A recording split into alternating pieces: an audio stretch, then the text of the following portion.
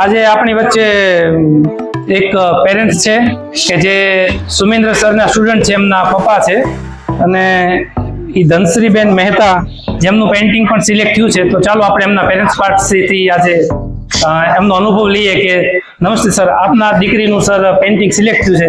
Sir, આપને કેવું feel થાય છે સર? પ્લીઝ કહેશો. ખૂબ ગર્વ થાય છે. અચ્છા સર, સરસ સર.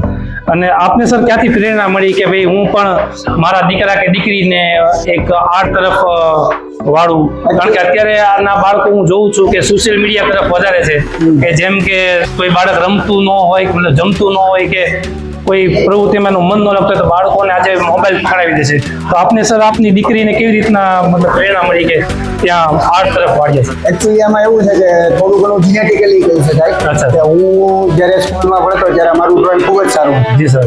એટલે થોડું ઘણું બાય ડિફોલ્ટ એ છે, અને સાથે સાથે જ્યારે નાની હતી ત્યારથી એને ડ્રોઈંગમાં રસ હતો એવું મને દેખાડું. જી સર. એટલે અમે એને આ ક્ષેત્રમાં આગળ વધારવાનું વિચાર્યું કે ભાઈ આપણે આ ક્ષેત્રમાં એને આગળ વધારીએ.